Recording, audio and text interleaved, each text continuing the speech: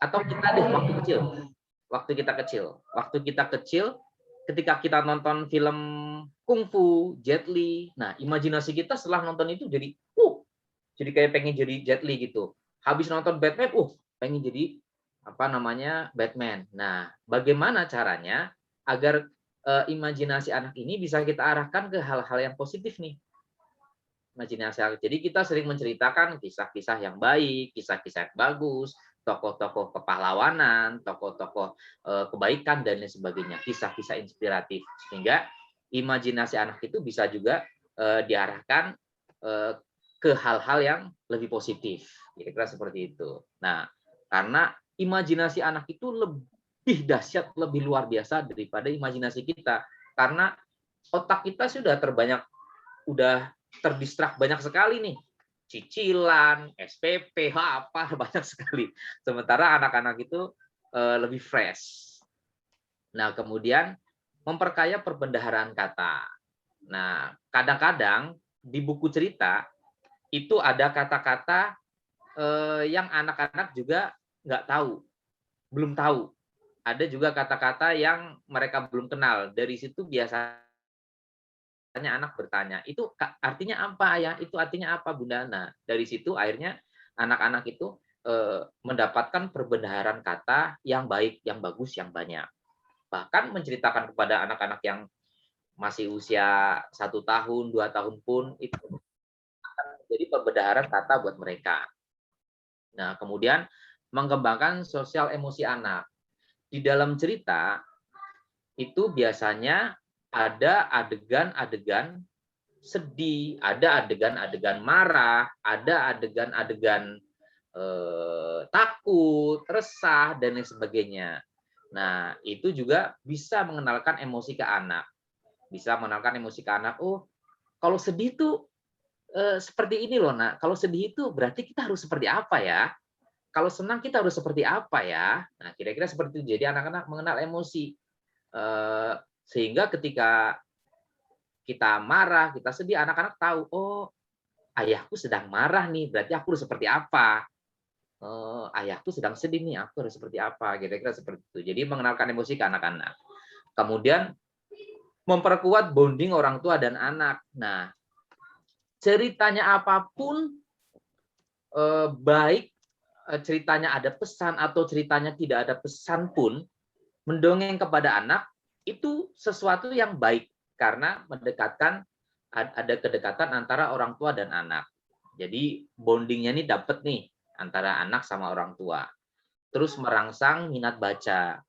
Merangsang minat baca bisa kita pancing anak-anak itu ketika kita bercerita, kita membacakan buku sehingga anak-anak juga ingin apa namanya membaca juga bukunya. Baca lagi, baca lagi, baca lagi. Kira-kira seperti itu. Sampai sini kalau ada pertanyaan silakan. Nggak ada? Oke, saya lanjut. Nah, kemudian yang selanjutnya. Nah, ini penting nih buat kita nih. Perintah itu atau imajinasi itu ada dua nih. Imajinasi abstrak dan imajinasi konkret. Misalkan begini, contohnya. Nah, lari. Anak-anak tahu, oh lari ya begini. Nah, buka mulutnya. Nah, perintah atau imajinasinya itu konkret, jelas. Anak-anak tahu. Nah, terus misalkan, nak, apel itu seperti apa? Karena sudah punya referensi melihat apel, bendanya ada, jelas. Nah, maka anak-anak akan tahu, oh bentuknya seperti ini, warnanya merah. Kalau masih mentah, warnanya hijau. Kira-kira seperti itu. Nah, kemudian sepeda itu apa? Oh, sepeda itu seperti ini. Makan itu bagaimana? Makan seperti ini. Itu perintah atau imajinasinya konkret. Seperti halnya ketika saya mengatakan kepada ayah bunda di sini semuanya. Coba bayangkan, imajinasikan rumah. Nah, yang terbesit dalam imajinasi kita, dalam otak kita, tulisan RUMAH atau bentuk rumahnya. Pasti bentuk rumahnya kan? Bentuk rumah. Bentuk rumah. Untuk rumah. Nah, itu namanya imajinasi konkret. Perintah yang konkret, sama saja perintah lari, makan, dan sebagainya. Ada juga imajinasi yang abstrak nih. Misalkan, sabar. Anak kecil 3 tahun, 4 tahun, 5 tahun, sabar itu kayak apa sih? Makanan atau apa? Nah, ini kan masih bentuknya masih abstrak nih. Sifatnya masih abstrak. Belum konkret. Nggak ada bentuknya nih. Sabar atau khusyuk atau apalagi nih yang abstrak. Ada lagi nggak Bunda yang abstrak? Contoh yang lain. Misalkan taat. Terus Rajin. rajin. Nah, ya itu masih abstrak kan. Rajin ini apa sih? Belajar, terus belajar. Ya itu belajar. Ya rajinnya itu apanya? Ya kan? Artinya perintah-perintah itu bisa jadi ketika kita mengatakan sesuatu kepada anak tidak melalui cerita.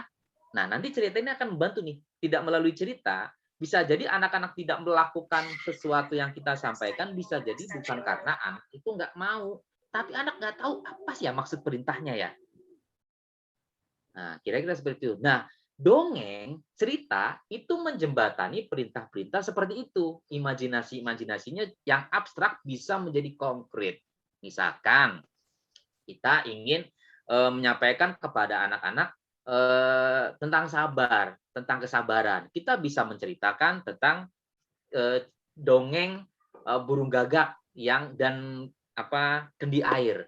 Suatu hari di musim kemarau, burung gagak sedang terbang mencari air. Namun danau kering, sungai kering, tidak ada sumur sama sekali yang berisikan air. Burung gagak itu terus mencari dengan tekun, dengan sabar. Di manakah ada sesuatu air? Rupanya burung gagak itu melihat ada sebuah kendi yang berkilauan dari dalam. Dari dalam kendi itu rupanya ada air. Burung gagak itu kemudian turun, lalu burung gagak itu ingin meminum air di dalam kendi tersebut. Namun sayangnya paruh burung gagak ini tidak bisa masuk ke dalam kendi karena leher kendi sangat kecil dan paruhnya tidak bisa melewati leher kendi tersebut. Burung gagak bingung, bagaimana caranya agar air dalam kendi ini, kata burung gagak. Lalu burung gagak mempunyai rencana untuk menumpahkan air di dalam kendi tersebut. Tapi burung gagak mikir, kalau misalkan aku tumpahkan, nanti airnya malah berceceran. Aku hanya bisa meminum sedikit saja. Akhirnya burung gagak memiliki ide yang sangat luar biasa. Dia mencari batu kerikil yang kecil-kecil di sebuah sungai yang kering. Dengan sabar, burung gagak mengambil satu kerikil lagi, dimasukkan ke dalam kendi. Plung. Terbang lagi, dimasukkan satu lagi. Plung. Dengan sabar burung gagak itu terus memasukkan lagi satu persatu, dimasukkan lagi, sehingga air yang ada di permukaan yang awalnya tidak bisa disentuh oleh paruh burung gagak, karena dengan sabar burung gagak memasukkan batu kerikil satu demi satu, air yang ada di dalam permukaan kendi bisa naik ke atas dan burung gagak pun bisa meminum. Dengan kesabarannya, burung gagak akhirnya bisa minum air yang ada di dalam kendi tersebut. Nah, kira-kira begitu nak ceritanya. Nah, seperti itu. Jadi, kita bisa menyampaikan pesan-pesan yang abstrak yang anak-anak ini belum tahu juga dengan cerita. Nah, karena cerita ini kan menyampaikan pesan dengan cara tidak menggurui. Berbeda dengan ketika kita memerintahkan anak, nak yang sabar dong. Kayak gitu aja nggak sabar. Nah, ayo yang sabar. Sabar itu bla bla bla bla sekian bla bla bla bla dan segala macam. Nah, ini bentuknya adalah seperti menceramahi. Tapi kalau cerita itu memberikan contoh-contoh kepada anak-anak, sebetulnya menyampaikan pesan, tetapi pesan itu tidak secara langsung ditujukan kepada anak itu. Jadi anak-anak tidak merasa digurui, anak-anak tidak merasa sedang diceramahi karena ada cerita-cerita kebaikan. Kira-kira seperti itu. Nah, sampai di sini mungkin ada yang tanya. Kalau tidak ada, saya lanjutkan ya. Iya, izin tanya, Kak Tony. Ya, silakan, Bunda. Ya, kalau cerita burung gagak tadi itu bagusnya untuk dimulai dari anak usia berapa? Kalau untuk anak itu kan masuknya cerita fabel ya, Bunda. Cerita fabel. Cerita fabel itu anak-anak usia 3 tahun ke atas bisa. Bahkan kakek-kakek, nenek-nenek kalau saya ceritain cerita itu masih senang kok. Tapi cara penyampaiannya beda. Hanya beda cara penyampaian. Cerita bisa disampaikan, cerita anak-anak bisa disampaikan untuk semua usia. Tapi cerita dewasa belum tentu bisa tepat disampaikan kepada anak-anak. Kira-kira seperti itu. Kan ada tuh cerita-cerita, mungkin anekdot dewasa yang itu cocok untuk orang-orang dewasa, kakek nenek dan lain sebagainya, tapi masih belum cocok untuk anak-anak. Kira-kira seperti itu. Tapi kalau cerita anak-anak itu bisa diceritakan untuk semua usia. Kakek-kakek, nenek-nenek pun bisa. Hanya cara penyampaiannya saja berbeda. Kira-kira seperti itu. Nah, jadi ketika kita menyampaikan cerita, karena cerita ini adalah nasihat, di dalam cerita itu kan pasti ada nasihat nih. Biasanya kalau di buku-buku cerita, cetakan buku cerita Indonesia, itu di bawahnya tuh ada ininya tuh. Pesan dari cerita ini adalah, nah, eh, kalau saya menyarankan pesannya itu tidak disampaikan, tidak diceritakan ke anak-anak. Sehingga anak-anak ketika sudah mendapatkan pesan nih, oh berarti gitu ya ayah, gitu ya, iya. Jadi pesan dari cerita ini adalah bla bla bla bla. Nah, apalagi ditambahin lagi. Makanya kamu juga harus gini-gini. Ya, nasehatin lagi. Jadinya kayak gitu. Nah, udah cukup dicerita aja karena cerita kan memang nasihat. Di dalam cerita kan ada pesan, ada nasihatnya. Kira-kira seperti itu. Nah, kemudian masuk nih kita di pertanyaannya Bunda Hamidah nih, memilih cerita. Nah, memilih cerita juga kita harus sesuaikan dengan usianya. Ada cerita-cerita Nusantara yang mungkin juga tidak tepat disampaikan kepada anak-anak, seperti cerita tentang Sangkuriang.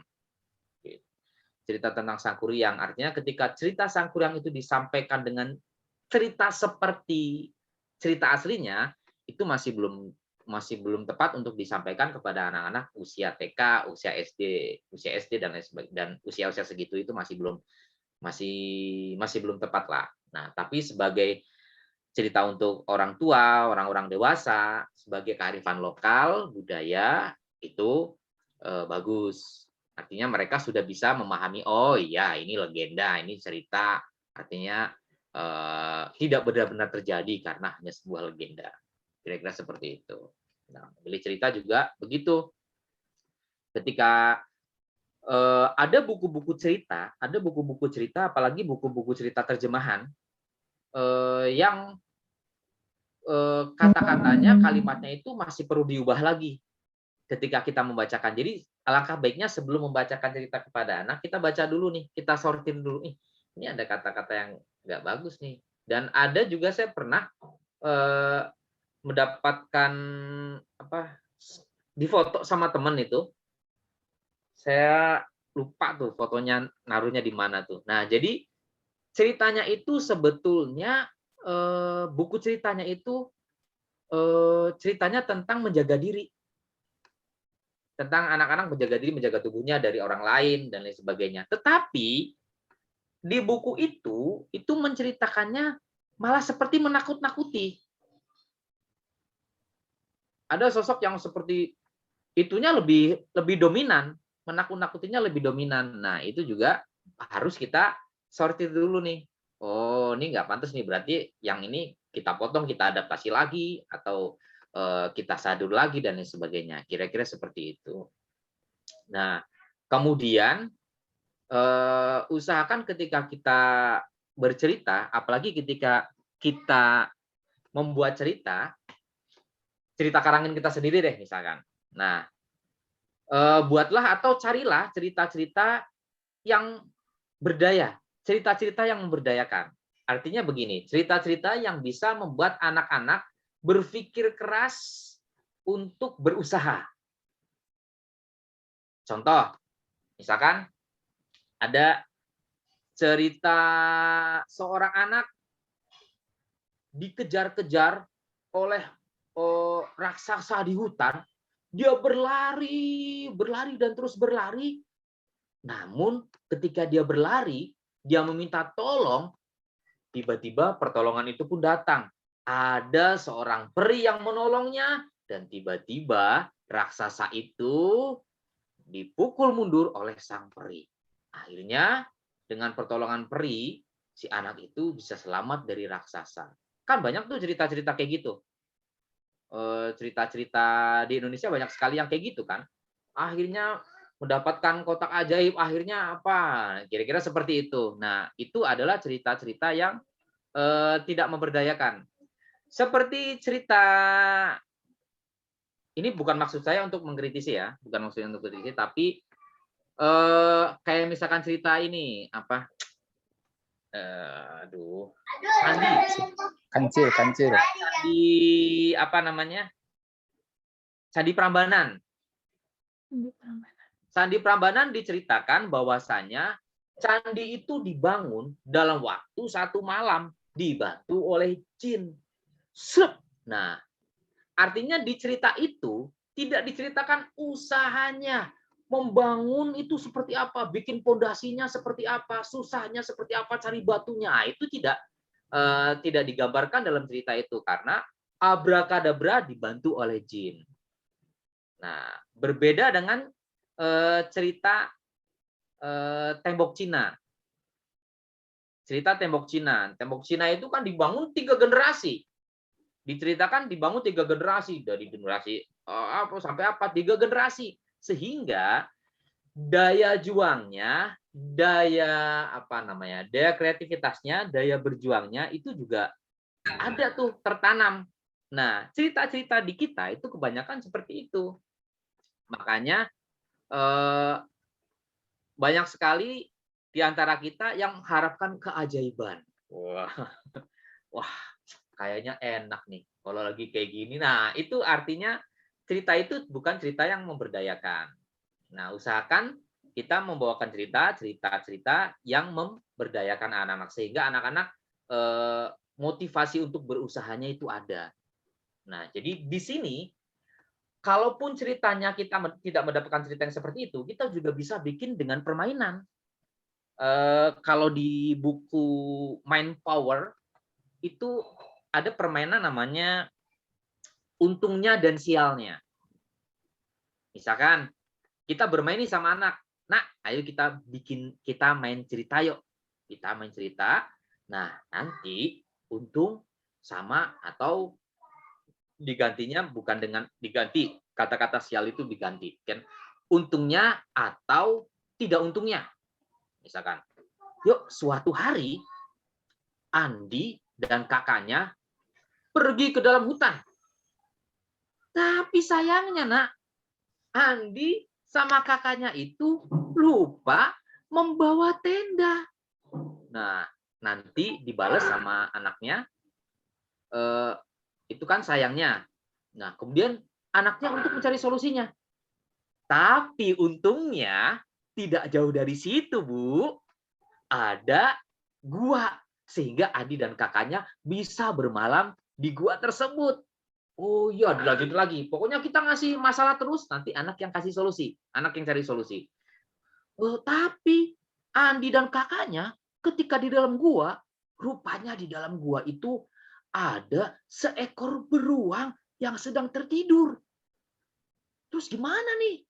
Wah. Lalu dibalas lagi sama anaknya, cari solusinya tuh anaknya. Oh, karena di dalam situ ada beruang, berarti Andi dan kakaknya tidak boleh berisik. Sehingga beruang itu tidak tahu kalau di dalam itu ada makhluk lain, yaitu adik dan kakaknya. Terus lagi kita. Namun sayangnya ketika, gitu lagi, terus lagi. Nah, itu akan melatih daya juang anak. Melatih anak untuk mencari solusi. Sehingga dalam kehidupan nyata pun, imajinasi itu diharapkan bisa terbawa nih ketika anak mendapatkan masalah dan lain sebagainya, anak bisa mencari solusi untuk dirinya sendiri. Nah, kira-kira seperti itu. Kemudian ada anchor dalam cerita nih, ada penguatan dalam cerita. Nah, biasanya anchor dalam cerita ini dilakukan secara berulang-ulang. Ceritanya ini ada pesan yang diulang-ulang. Kayak cerita ini tadi, burung gagak tadi, ada yang diulang-ulang. Yang ingin kita tanamkan ke anak ini apanya nih? Misalkan kata-kata sabar menghadapi masalah. Nah, kata sabar menghadapi masalah itu diulang 2 atau 3 kali, sabar menghadapi masalah. Atau bisa juga ditambah dengan gerakan. Jadi ada visual, ada auditori, ada kinestetik. Anak-anak itu anchor-nya lebih dapet tuh. Visualnya dapet, audionya dapet, kinestetiknya dapet. Nah, anak-anak suruh praktekin tuh. Ambil lagi, masukin lagi, plung. Dengan sabar, terus-menerus, masukin lagi, plung, plung. Nah, kira-kira seperti itu. Nah, itu akan menjadi jangkar, anchor yang kuat, dan pesannya itu bisa menancap ke anak-anak. Apalagi anak-anak di golden age ya, di usia-usia emas itu akan masuk ke memori panjang mereka, sehingga imajinasi itu suatu saat akan muncul dalam kehidupan nyata. Kemudian cara yang baik bercerita. Yang pertama, tidak mendominasi. Tidak mendominasi artinya ketika anak sedang interupsi, ya sudah, kita ini aja, artinya kita sambil ngobrol aja. Karena ini kan kalau untuk orang tua, dongeng orang tua kepada anak, itu kan nggak berat. Tidak seperti pendongeng. Beda. Jadi ketika saya ngisi pelatihan pun, kebutuhannya beda-beda nih. Orang tua, cara mendongengnya ringan. Artinya tidak harus dengan ekspresi yang benar-benar, tidak harus dengan mengubah suara yang maksimal, suara kambing, suara sapi, suara ayam, helikopter. Nah, ini kan kebutuhan panggung nih. Sementara kebutuhan rumah, dongeng-dongeng di rumah atau dongeng di kamar itu nggak harus seperti itu. Karena ketika kita membawakan cerita di rumah, di kamar, dengan cara panggung, itu anak-anak malah jadi nggak tidur-tidur itu ntar. Suatu hari, tiba anaknya mau tidur. Nah, kira-kira seperti itu. Nah, cerita di rumah itu lebih sederhana. Ya, layaknya kayak ngobrol aja sama anak-anak. Sambil makan, di meja makan, sambil anak-anak lagi nonton TV, kita cerita aja nggak apa-apa. Mereka denger kok, sambil tidur, dan lain sebagainya. Karena kan ketika mereka sedang fokus main game, atau nonton TV, atau mau tidur begitu, itu kan alam bawah sadarnya kan udah ada tuh. Fokusnya tuh udah ada tuh. Fokus dengan sesuatunya udah ada. Nah, kita masukin masuk di alam bawah sadarnya. Kira-kira seperti itu. Nah, tidak mendominasi. Karena cerita itu kan, mendongeng itu kan aksi interaksi. Jadi ketika anak-anak itu sih atau tanya, ya nggak apa-apa. Atau anak-anak minta, atau anak-anak mau ngelanjutin ceritanya, ya nggak apa-apa. Silakan aja. Itu yang sering terjadi sama saya dan anak saya. Sehingga saya jarang sekali bisa menyelesaikan cerita tersebut. Malah anak saya yang nyelesain ceritanya. Dan dia belok-belok ke ceritanya. Oh gitu ya. Udah ikutin aja. Imajinasinya emang lagi seperti itu. Kira-kira seperti itu. Nah, beda kalau kebutuhannya panggung. Kalau panggung kan di hadapan kita ada 500 anak. 500 anak satu-satu interupsi nggak selesai-selesai kita ceritanya. Kira-kira seperti itu. Jadi kebutuhannya beda. Kebutuhan kita dongeng di rumah kepada anak-anak itu seperti apa? Ya sederhana aja kayak ngobrol. Nah, kebutuhan di kelas untuk guru-guru seperti apa? Ada lagi. Nah, kebutuhan untuk pemanggungan, untuk pendongeng ada lagi. Kira-kira seperti itu. Nah, kemudian cara yang baik selanjutnya itu tidak mengintimidasi. Tidak mengintimidasi artinya tidak membanding-bandingkan. Misalkan di cerita itu menceritakan tentang anak yang soleh, tentang anak yang baik. Nah, kemudian setelah cerita kita malah jadi mengintimidasi anak. Nah, tuh cerita ini kan bagus, makanya kamu itu juga harus soleh, kamu itu juga harus baik. Wah, itu kan jadi mengintimidasi kok. Memangnya aku nggak baik apa ya? Emangnya aku nggak kayak anak di cerita itu apa ya? Nah, jadi kan ada banding-banding ini. Nah, kan dalam ilmu parenting kan membanding-bandingkan ini kurang baik kan. Anak-anak karena setiap anak beda, apalagi dibandingin sama cerita, apalagi dibandingin sama cerita fabel, cerita binatang. Nah, wah aku dibandingin sama kodok nih. Kodok itu baik kalau aku begini. Nah, kira-kira seperti itu. Jadi tidak mengintimidasi lagi. Nah, habis cerita karena di ceritanya itu ada pesan. Makanya kalau misalkan pesan itu mau disampaikan, alangkah baiknya pesannya itu bukan di luar cerita, tetapi pesannya di dalam cerita. Contoh lagi, misalkan yang populer lagi, cerita fabel yang populer. Singa dan tikus. Suatu hari, ada seekor tikus yang sedang buru-buru ingin pulang ke rumah. Tiba-tiba tikus itu berlari tanpa sengaja, tikus itu menginjak kepala dari singa yang sedang tertidur lelap. Singa itu pun terbangun, lalu tikus itu dipegang dan ingin dimakan sama singa. Hei, tikus, kau mengganggu tidur siangku, kau akan aku makan. Tikus itu kemudian ketakutan. Iya, Tuan Singa, maafin aku Tuan Singa, aku nggak sengaja, lepaskan aku. Oi, melepaskanmu, tidak mungkin, aku akan memakanmu. Singa, lepaskan aku. Jika kau lepaskan aku janji suatu saat nanti, jika kau butuh pertolongan, aku akan menolongmu. Mendengarkan kata-kata tikus, singa itu pun tertawa. Menolongku? Bagaimana mungkin binatang yang kecil bisa menolong binatang yang besar dan gagah seperti aku? Singa, tolong lepaskan aku akan menolongmu. Tidak mungkin binatang yang kecil bisa menolong binatang yang besar dan kuat seperti aku. Aku akan melepaskanmu. Lagi pula memakanmu tidak membuatku kenyang. Tapi jangan berharap kau bisa menolongku. Kemudian tikus itu dilepaskan oleh singa. Singa dengan sombongnya mengatakan bahwasanya binatang yang kecil tidak mungkin bisa menolong binatang yang besar dan kuat seperti singa. Beberapa hari kemudian terdengar suara tolong, tolong, dan suara itu berasal dari singa. Tolong, tolong. Rupanya singa itu sedang terjerat jaring pemburu. Singa meskipun giginya tajam dan kuat, kuku-kukunya juga kuat, tidak bisa terlepas dari jaring yang dipasang oleh pemburu. Tolong! Suara tolong-tolong itu didengar oleh tikus. Tikus dengan segera mendekati suara itu dan mengatakan kepada singa, singa, tenang, kamu di situ dulu, aku akan memanjat dan aku akan menolongmu.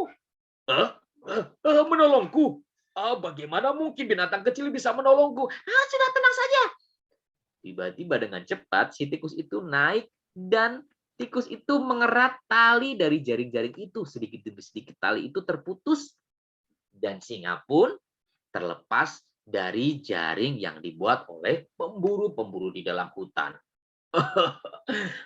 Tikus, iya, ternyata aku ingin mengucapkan terima kasih kepadamu. Ternyata memang benar.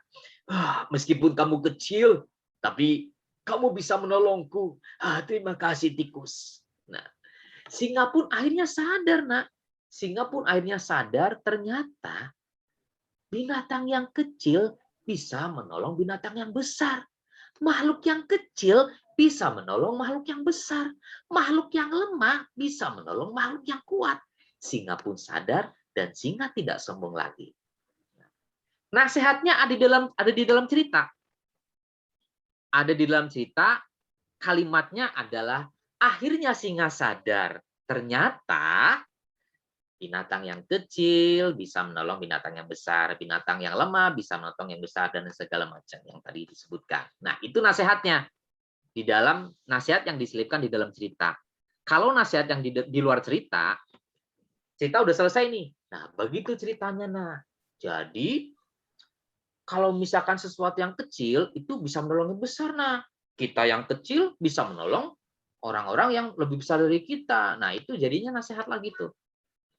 Kita yang lemah bisa menolong yang kuat. Jadi kita nggak boleh sombong seperti singa. Nah, ini jadi nasihat lagi. Padahal nasihat itu sudah ada di dalam cerita tadi.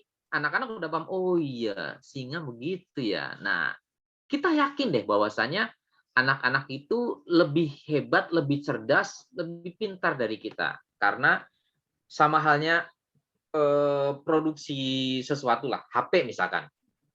Keluaran lama dengan keluaran baru pasti lebih canggih keluaran yang baru. Jadi kita yakin ya anak-anak kita itu pasti lebih canggih daripada kita.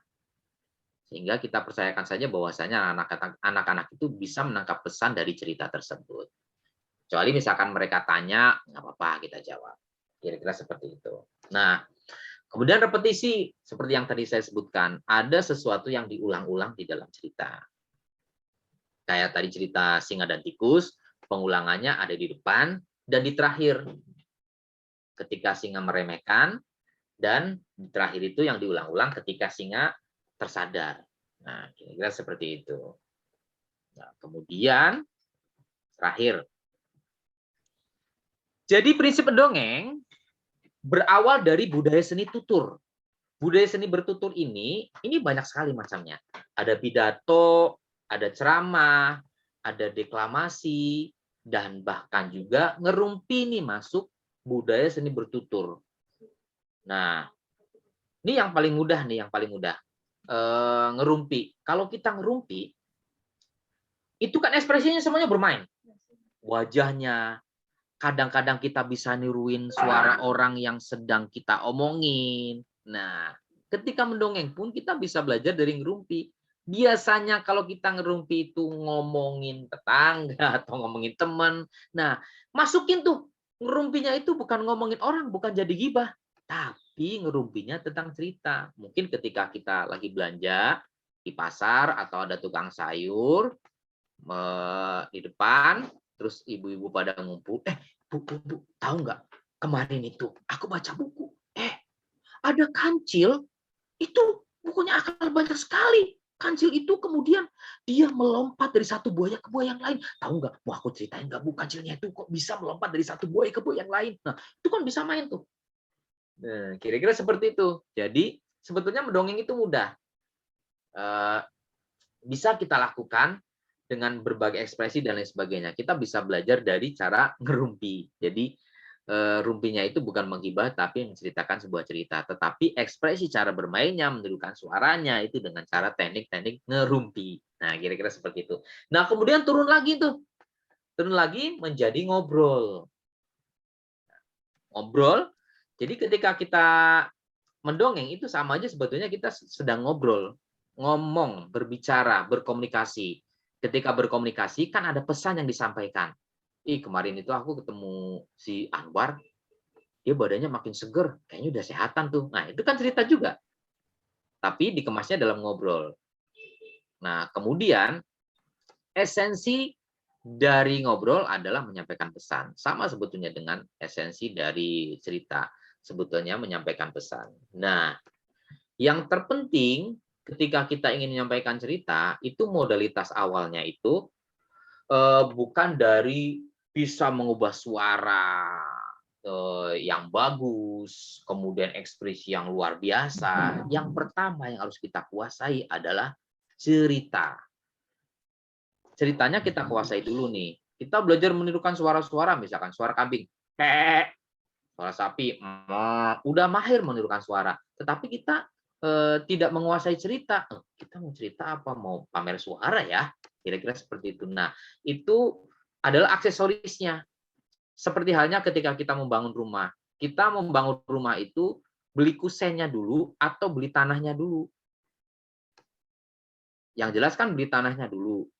Kalau beli kusennya nggak ada tanahnya, mau dipasang di mana? Pasang di rumah orang kan? Kira-kira seperti itu. Nah, awalnya juga seperti itu. Harus menguasai cerita terlebih dahulu. Kira-kira seperti itu penjelasan dari saya. Ada yang mau ditanyakan, Ayah Bunda? Ya, silakan kepada Yanda Bunda yang hadir di ruangan ini untuk bertanya langsung dengan pakarnya nih ya. Mumpung Kak Tony ada di antara tengah-tengah kita. Ya, ini ada 29 peserta. Silakan Yanda Bunda ditanyakan apa yang ingin Yanda Bunda lebih kuasain lagi tentang mendongeng ini. Silakan.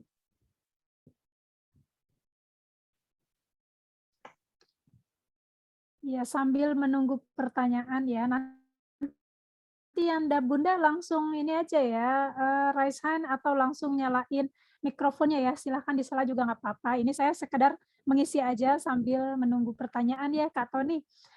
Jadi kalau kita terbiasa mendongeng, apakah benar itu tuh sebetulnya kita membentuk jaringan komunikasi antara yang ada di sekeliling kita. Kalau kita seorang guru, jadi kita berusaha menjalin suatu komunikasi atau membentuk jaringan komunikasi dengan anak murid kita.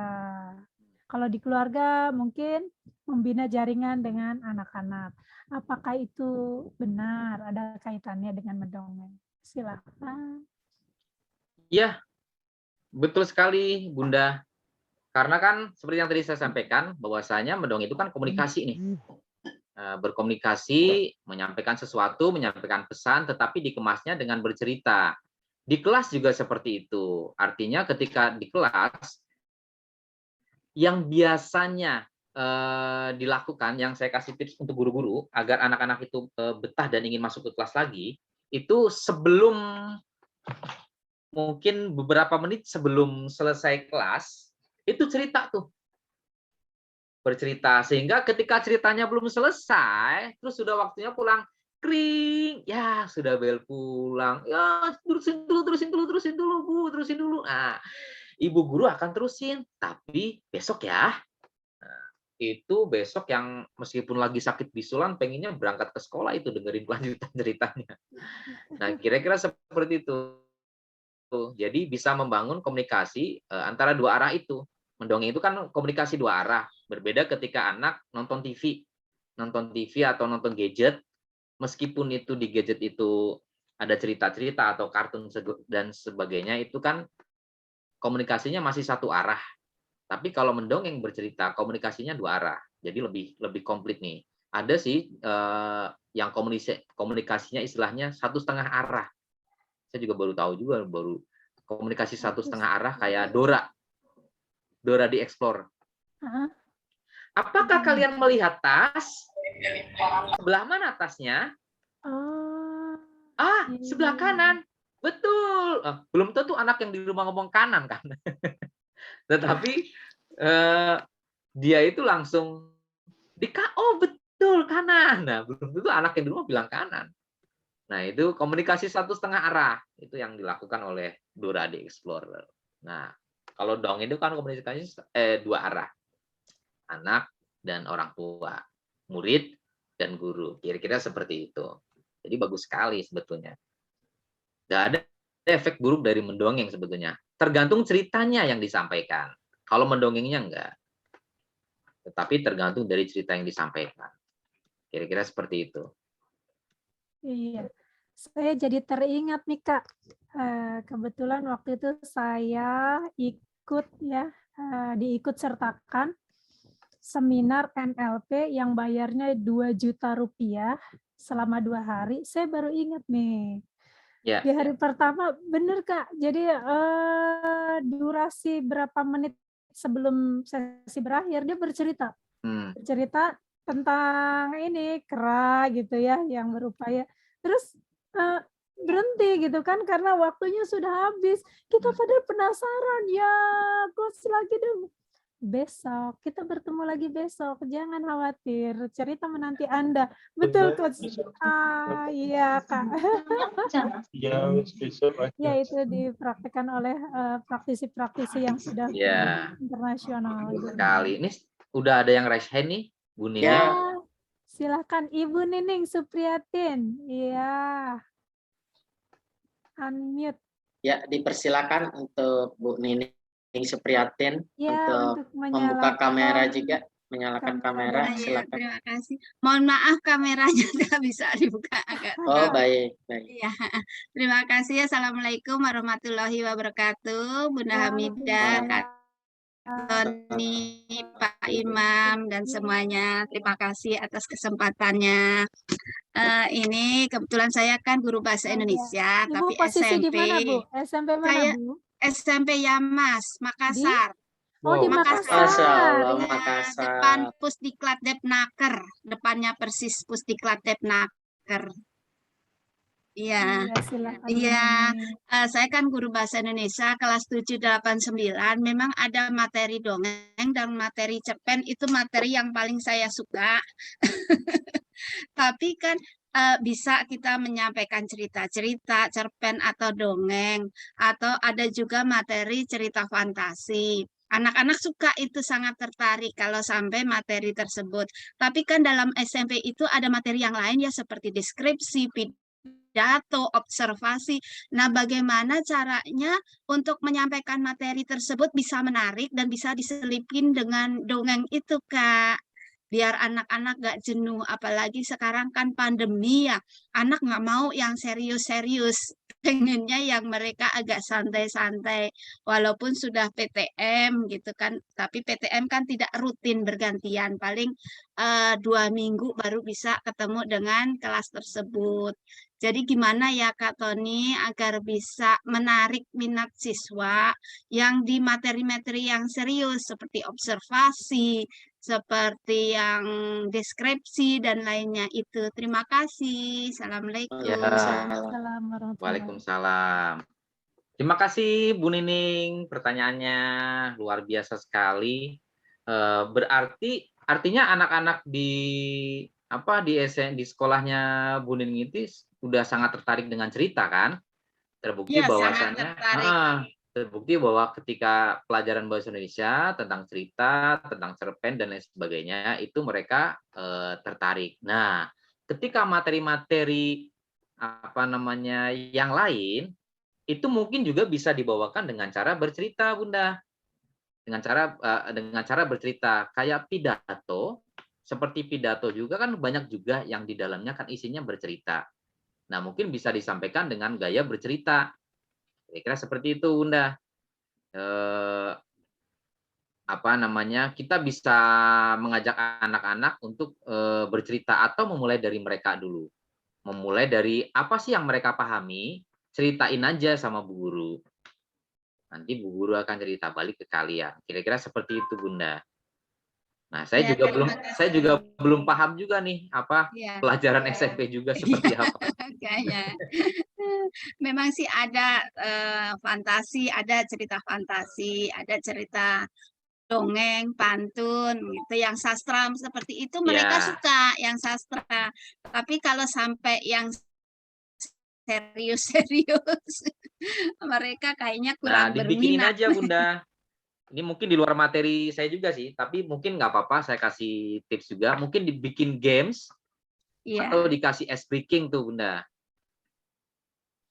iya, Bikin iya. mata pelajarannya itu dibikin games, Iya. atau dibikin ice breaking-nya. Gitu ya. Kira-kira seperti itu. Iya, biar anak-anak juga gak jenuh. Dulu saya pernah ngajar, waktu saya masih kuliah di Jogja itu, saya belum lulus tapi diminta untuk ngajar di sekolah Gama, SMA Gama.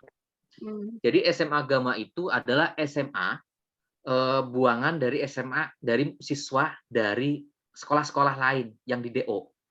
Jadi bisa dipastikan SMA Gama itu, di sini ada yang dari Jogja nggak ya? Pasti tahu kalau yang dari Jogja. SMA Gama itu adalah anak-anak yang dalam tanda kutip dikatakan nakal lah ya. Padahal saya nggak suka dengan penyebutan nakal. Saya lebih suka dengan penyebutan kreatif banget. Nah, kira-kira seperti itu. Nah, guru-guru yang ngajar di situ, apalagi guru baru, kadang-kadang dikerjain, kadang-kadang nggak kuat. Jadi saya pikir, kayak di film ini ya, di filmnya Stephen Chow, kayak di film-film Mandarin yang zaman dulu saya tonton nih, jangan-jangan. Nah, Tantangan daftar sekali itu ya. saya ngajar di situ, awalnya saya pengen ngajar ekskul aja, ekskul teater. Tetapi karena guru seni dan budayanya itu bukan dari sarjana seni, tapi dari apa ya? Saya lupa. Pokoknya bukan dari sarjana seni lah, dari ekonomi kalau nggak salah. Jadi diserahkan ke saya, Pak Tony, sekalian aja dong ngajar ini seni budaya. Ya udah deh. Nah, jadi di kelas itu begitu saya masuk, saya ajak ngobrol aja, dan kelasnya itu tidak saya bikin formal. Nggak usah pakai bangku-bangku, nggak usah pakai meja-meja, pinggirin aja, kita lesehan aja, muter. Gitu. Kita main-main aja.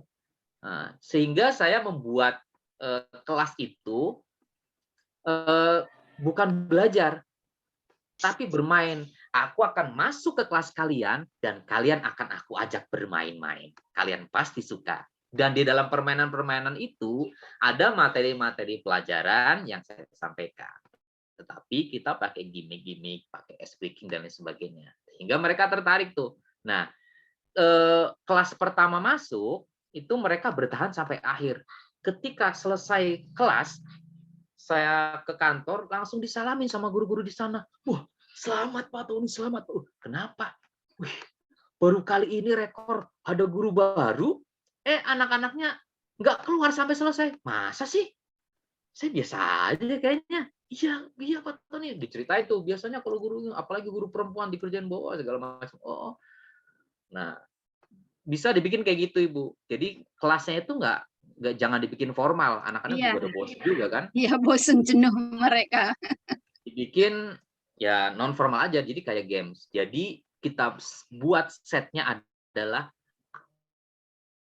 aku akan masuk ke kelas dan aku akan mengajak kalian bermain-main. Bersenang-senanglah denganku. Sekarang juga. Ya, Kira-kira terima seperti itu. kasih Kak Udah. Tony. Jadi mindset kita bisa dibikin seperti itu. Bukan mindset belajar, tapi bermain. Ya, oke. Terima kasih Kak Tony atas Sama-sama. masukannya. Sama.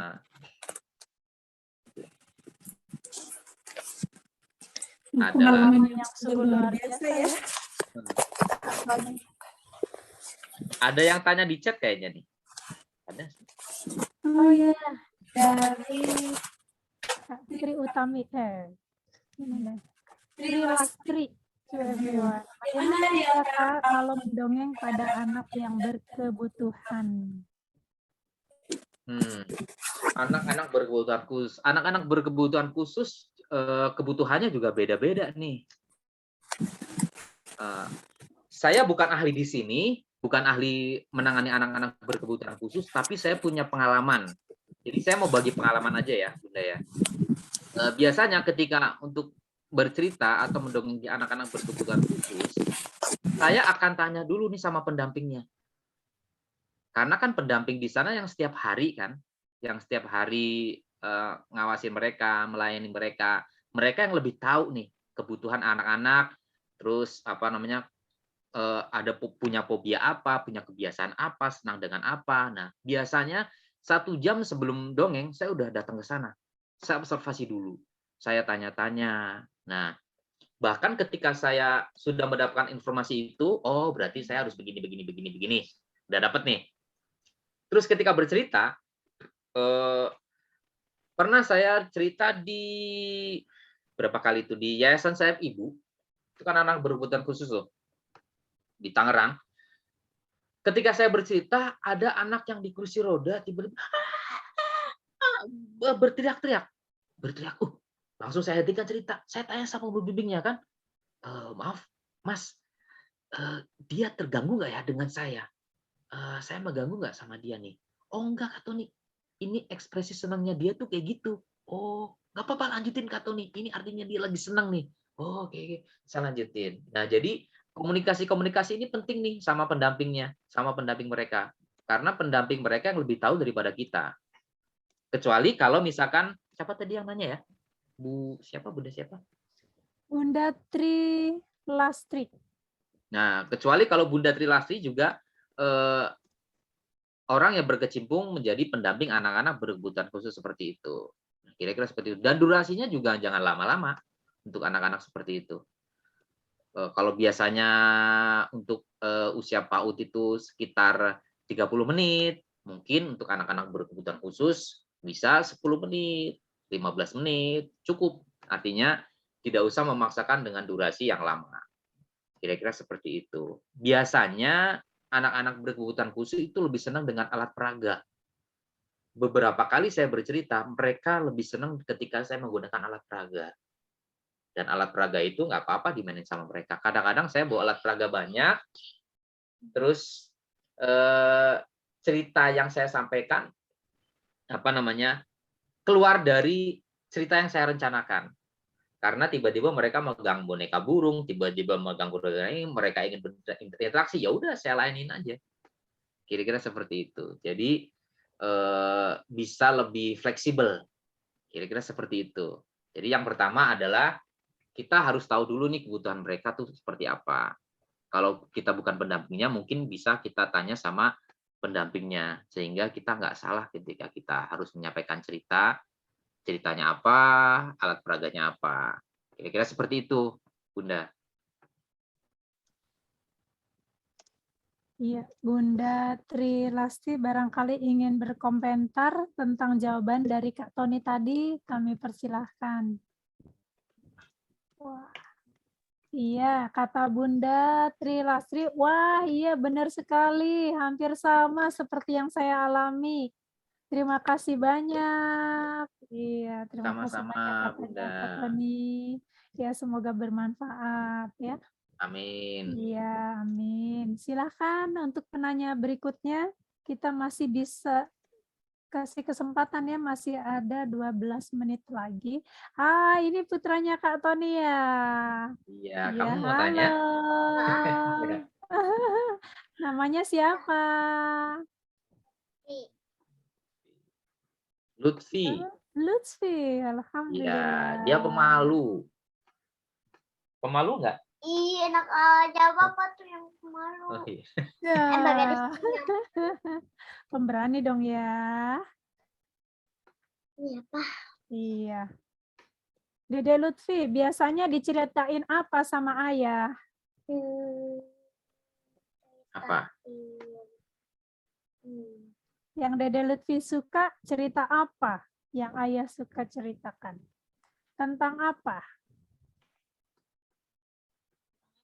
Tentang Jengkol. binatang. Kasih tahu dong. Tanya Dede. Iya, cerita apa, Bapak? Yanda Bunda pada Ini cerita. boneka. Oh iya, dia suka cerita sama jengkol.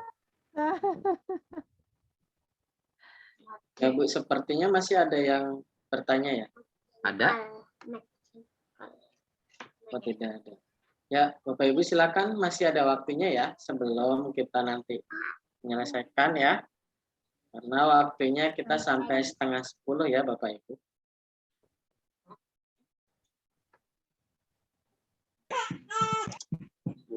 Ada yang mau bertanya lagi? Ibu Utami nih biasanya. Mukti Utami? Mana Ibu Mukti Utami? Belum ada pertanyaan. Iya. Ibu suka bercerita nggak sama putri-putrinya Bu di rumah? Waktu mereka kecil? Anak saya sudah remaja semua. Yang Iya. kecil sudah mahasiswa juga. Iya. Wow, sudah senior berarti Bu Mukti. Mantap. Alhamdulillah. Alhamdulillah. Jadi kalau anak-anak kita sudah dewasa nih, Kak Tony, Ya, apakah bercerita ini sudah tidak diperlukan lagi atau bagaimana menurut hemat Kak Tony? cerita itu Banyak bisa cerita. untuk segala usia. Tinggal pilih ceritanya nih. Kalau untuk usia dewasa, ceritanya mungkin bukan fabel lagi, tapi cerita-cerita inspiratif. Bisa juga cerita-cerita yang kita karang nih. Misalkan kita habis pergi keluar kota mungkin. Terus pulang ke rumah, kita bisa nyeritain pengalaman kita di luar kota. Kemarin itu ayah keluar kota terus lihat itu ada orang di pinggir jalan, kasihan banget. Nah, itu kan bisa tuh kita ceritain. Atau ayah kemarin itu baru ikut seminar.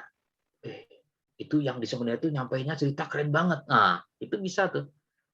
Jadi ceritanya bisa cerita-cerita inspiratif seperti itu. Jadi bukan lagi cerita yang suatu hari ada seekor burung gagak. Ah, bukan yang seperti itu.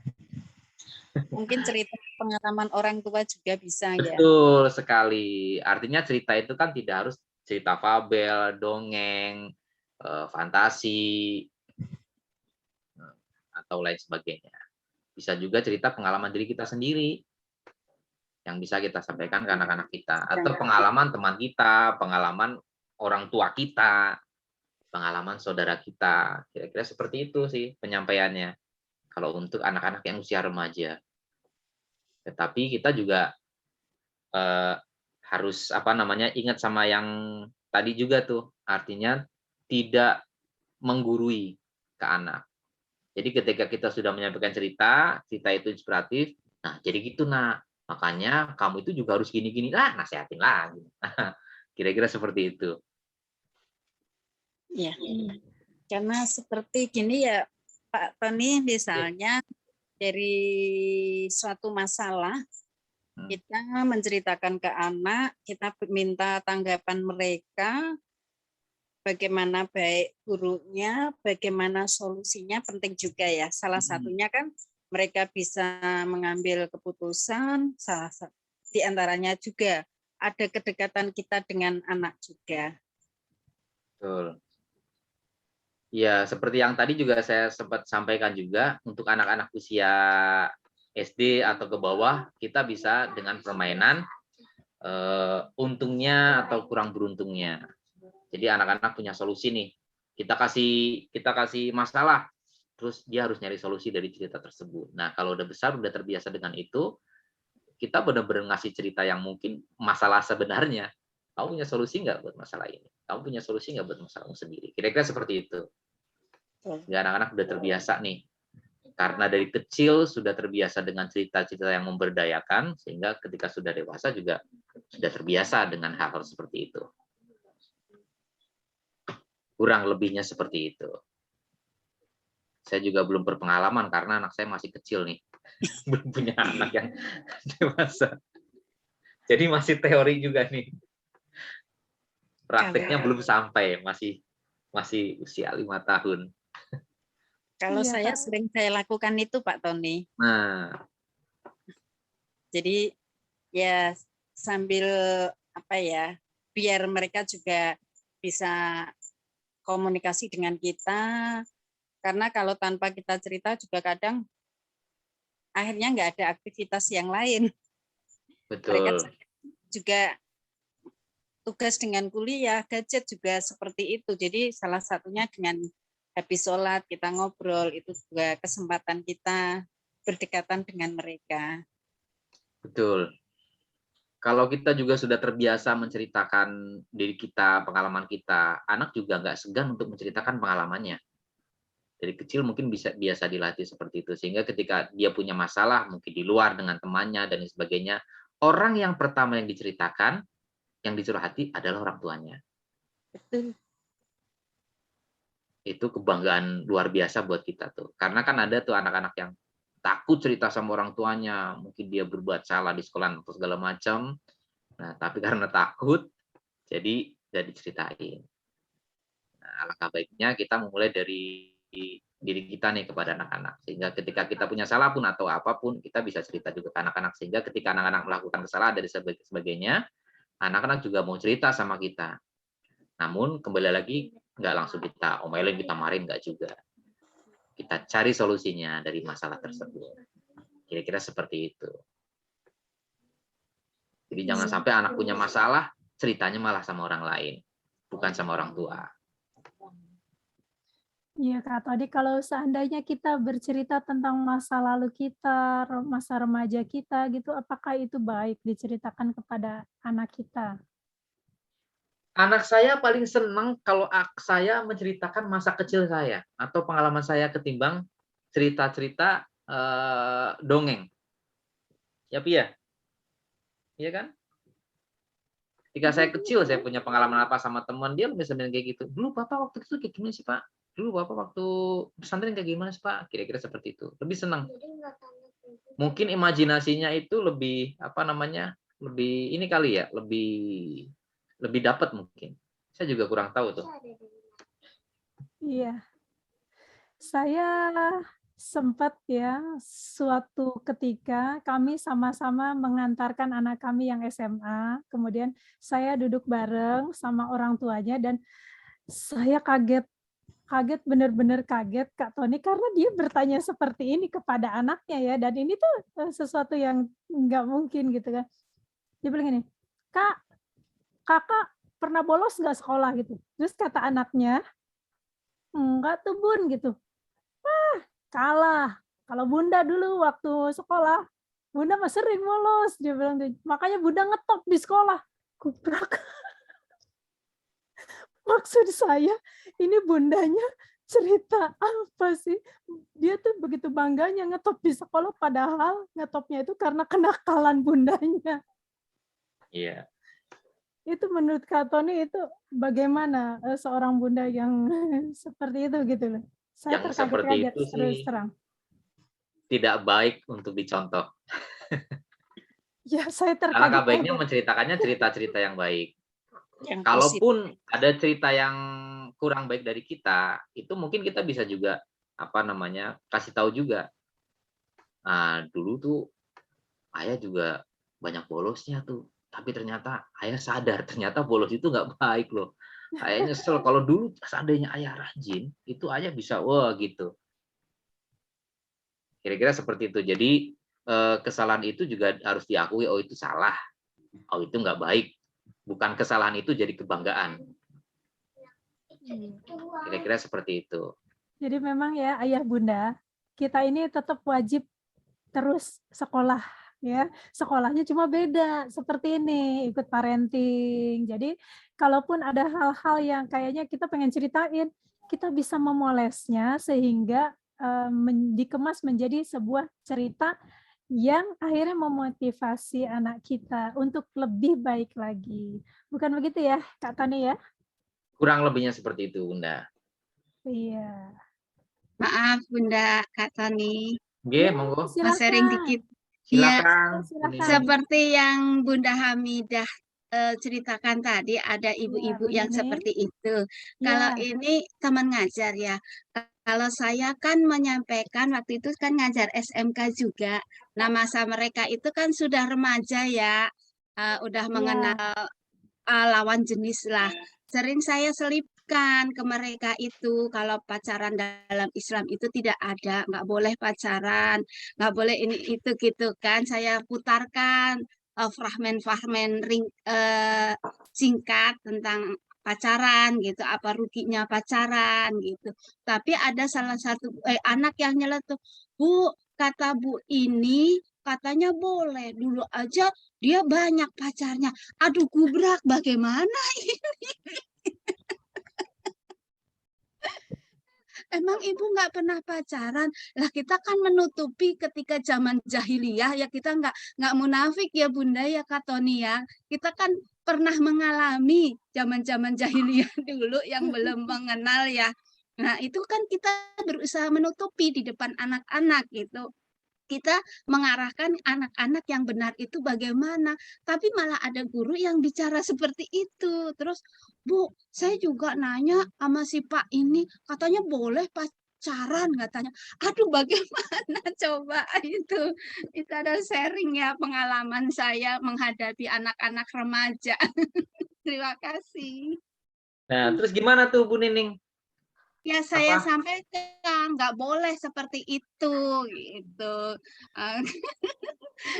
Gurunya juga saya tegur, Bu kok begitu sih menyampaikan ke anak sekarang kan karena apa Kak Bunda, saya melihat mereka itu sudah antara lawan jenis itu ya sering kalau istirahat itu kan saya suka iseng gitu, ada yang ngadu, Bu itu kan pacaran nama itu, saya kan orangnya kepo ya. Bu, si ini kan pacaran sama ini kan pacaran sama ini. Nah, saya itu suka patroli. Suka patroli kalau istirahat sambil lewat ngelongok ke jendela. Oh iya, mereka di pojokan ngobrol berdua. Nah, itu kan saya takutnya sampai kebablasan gitu, pulang seperti apa gitu ketika tatap muka dulu ya. Akhirnya saya tegur juga, Bu, jangan begitu, jangan disampaikan. Ya nggak apa-apa pengalaman, yang penting kan anak-anak lah nggak bisa anak-anak sekarang mah terima mentah-mentah gitu. Saya sampaikan jangan ditiru ya nak, seperti itu nggak boleh. Nah, itu. Jadi Nah, temannya ini itu berarti bangga emang ya. emang harus ada komunikasi juga nih berarti Pacar. nih antara guru sama guru, antara guru Betul. sama orang tua juga. Harus Karena kan banyak komunikasi. juga tuh orang tua yang pasrah bongkoan menitipkan anaknya ke sekolahan. Iya, Artinya memang. di sekolahan itu orang tua tuh mengharapkan aku udah bayar SPP berarti harus bener nih anak. Sementara di sekolahan ini kan apa namanya, waktu di sekolahan itu kan lebih sedikit daripada di rumah. Ya, Dan pendidikan yang sebenarnya kan adalah sebetulnya kan di rumah. ya betul. Saya sering sampaikan karena saya juga kan aktif ya. eh, Apalagi pandemi ini guru nggak punya jam kerja. Bisa hari gini ada orang tua yang telepon curhat. Kalau orang tua yang kurang respon ketika dipanggil, saya bilang, Bu, Ibu menyekolahkan anak, bukan menitipkan anak di panti asuhan ya. Tolong kalau dipanggil respon gitu. Jadi mereka seperti yang sudah kelewat batas, pasti saya panggil orang tuanya, anaknya dulu diajak ngobrol. Jadi memang banyak sih, apalagi kalangan di sekolah saya itu kan menengah ke bawah, yang orang tua hanya memikirkan gimana sih bisa makan anaknya itu. Jadi mereka kalau anaknya udah sekolah ya sudah gitu. Mereka tenang-tenang aja, udah ada gurunya gitu. Iya. Makanya untuk yang segi-segi seperti itu mereka itu kurang pantauannya. Iya, begitu. Ya betul, Bu. Artinya jangan sampai di sekolahan itu anak-anak diajarkan, diberikan pendidikan yang baik, begitu pulang ke rumah, nontonnya Ikatan Cinta, Iya. nontonnya Anak Langit, dan lain sebagainya. Jadi ya hilang lagi tuh pendidikan yang ditanamkan di sekolahan. Iya, betul. Mereka paling game sama Iya, Korea sekarang. betul. Ya, Bu Iya. Nining, mungkin ya Bu Nining ya. Kita bisa ini Bu Nining, Ya, Pak bisa Imam. berkolaborasi ya Bu Nining ya. Iya. Karena memang parenting ini untuk orang tua dan guru ya. Orang Begitu tua, ya. guru umum diperbolehkan. Karena Gitu apa? ya. Kita ya paras ini untuk membentuk ya para orang tua agar mengetahui bisa berkomunikasi dengan pihak gurunya seperti itu, Oh iya, dengan iya. pihak sekolah. Karena orang tua pun harus mendidik di rumahnya, ya, Iya, tidak betul. hanya guru. Nah, nomor satu itu Ya. orang tua, kedua itu nanti di lingkungannya, nah setelah itu baru ke gurunya, seperti Iya. itu. Kalau sudah di sekolahan baru, nah kita sebagai guru adalah orang tua mereka. Nah, tetapi ketika mereka sudah di tempat rumahnya, nah itu baru itu dari orang tua dan begitupun dari lingkungan sekitarnya. Nah, Iya, iya. jadi maka dari itu parenting ini untuk semuanya, Bapak Ibu semuanya ya yang berada di sini, silakan kalau memang kita 2 minggu sekali ya Bapak Ibu semuanya ya, dan itu ya kita materinya berbeda-beda, sangat menarik sekali untuk Bapak Ibu semuanya ya, dan para orang tua agar sinkron ya dengan para pendidik, dengan guru, pihak sekolah dengan guru itu sinkron, pihak sekolah dengan orang tua itu sinkron gitu. Iya, bolehlah Pak Imam nanti kalau ada lagi minta linknya saya share ke orang tua. Baik, ya Bu Nining kalau memang belum masuk ke grup ya, grup parenting, silakan ya. Iya, saya ikutnya yang di grup pelatihan itu. Oh ya, silakan langsung di parenting saja Bun. Oh iya, Dan nanti udah di minta. chat ya Bun ya. Oh Ini iya, udah di terima chat kasih. sudah ada, silakan bagi Bapak Ibu semuanya yang memang ingin konsultasi dengan kami ya Bapak Ibu semuanya, kita di sini pematerinya sangat luar biasa ya Bapak Ibu semuanya ya, dari internasional, nasional, psikolog, psikiater ya, itu semuanya kita renungkan di sini agar Bapak Ibu semuanya bisa sharing-sharing ya. Nah, seperti itu. Ya, mudah-mudahan pandemi cepat berlalu. Ya, mungkin kalau itu Amin. sewaktu-waktu bisa memanggil gitu biar tatap muka langsung dengan anak-anak, Pak Imam. Oh ya, baik Bunda. Ya, baik Bu Terima Nining. kasih. Sama-sama. Tambahan juga buat Ibu Nining, barangkali nanti dari pihak sekolahnya ingin Iya. mengadakan parenting ya, Hmm? kami Iya. pun bisa mewadahi dari Paras atau Oh khusus iya. nih, misal request Bu Nining pengen deh narasumbernya Kak Tony gitu kan, Iya. kembali menghadirkan Kak Tony, bisa menghubungi kami lewat Oh Paras, iya. nanti Iya. kami fasilitasi untuk Oh iya, terima kasih. Iya, Iya, sangat sama-sama. membantu sekali. Kami sangat membutuhkan untuk anak-anak yang mereka masih mencari jati diri ya kalau untuk SMP itu. Betul, Mereka sangat betul. butuh. Iya, terima kasih. Sama-sama. Sama-sama. Ya, Bu Hamidah, mungkin ya waktunya sudah pukul 9:06. Ya, silakan Bu Hamidah. Iya, Yanda Bunda tercinta, tidak terasa pukul 9 sudah berlalu ya, kita jalani. Dan kini di sesi terakhir kami mohon kepada Kak Tony untuk menyimpulkan ya, menyimpulkan dari materi yang pada malam hari ini Kak Tony sampaikan untuk Yanda Bunda semua. Dan untuk Yanda Bunda, nanti setelah Kak Tony menyimpulkan materinya, jangan kemana-mana. Insya Allah Pak Imam sudah menyiapkan kuisis ya Pak Imam ya? Ya. Iya, yuk kita main kuisis. Oke, Ya, silakan sebelum Kak itu Tony. nanti Ya. kita foto bersama juga ya Bapak Ibu semua. Baik, baik. Ya, silakan kepada Kak Tony untuk menyimpulkan materi pada malam hari ini. Ya, terima kasih Bunda.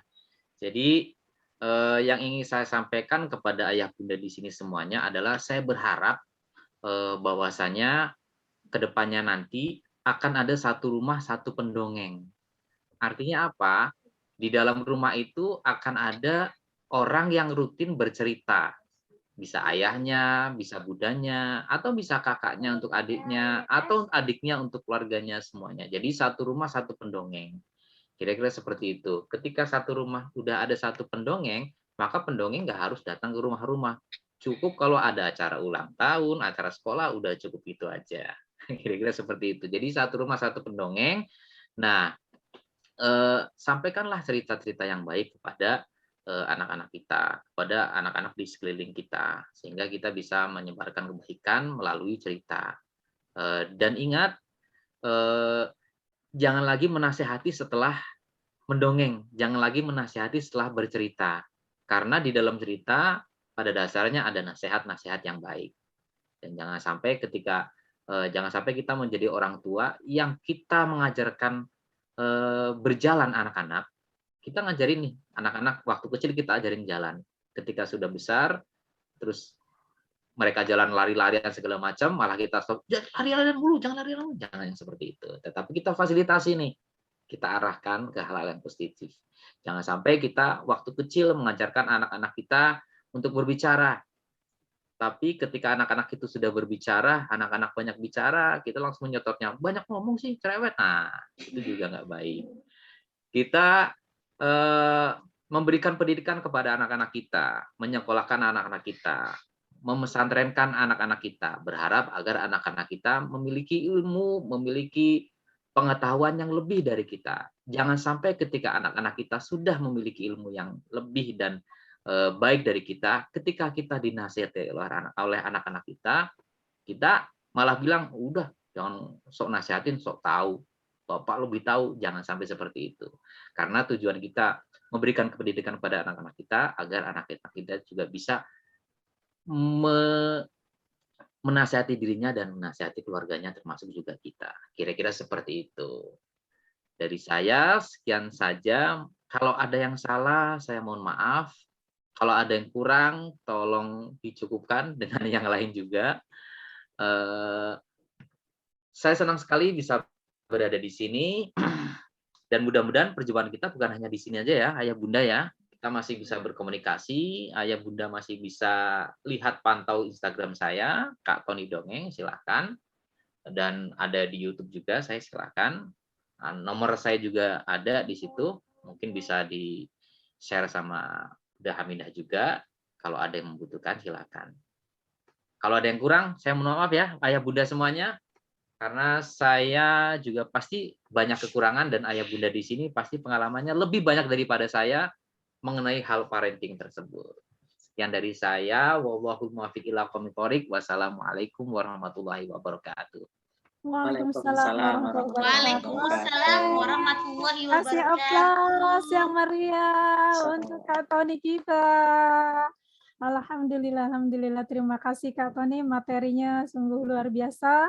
Mudah-mudahan menginspirasi ayah bunda semua dan mudah-mudahan harapan Kak Tony ya suatu saat nanti Indonesia satu rumah ada satu pendongengnya bisa terwujud. Amin, amin. Itu semua yang hadir di sini kita bantu, kita dukung cita-cita Kak Tony.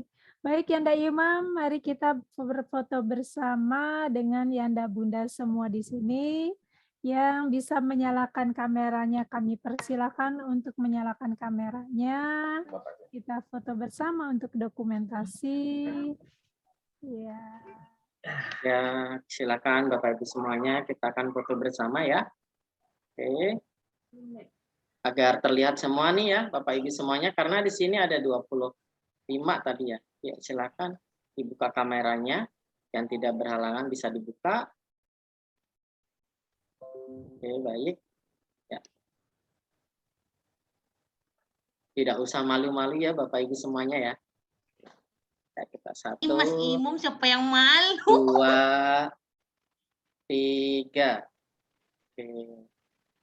Ya. Silakan Bapak Ibu semua yang belum membuka kameranya. Ini di sini banyak banget ya yang dari STN ya. Ini Bapak Ibu guru semua ini di sini. Masya Allah. Ya, oke. Sudah ya. Bunda Hamidah dan semuanya sudah saya foto.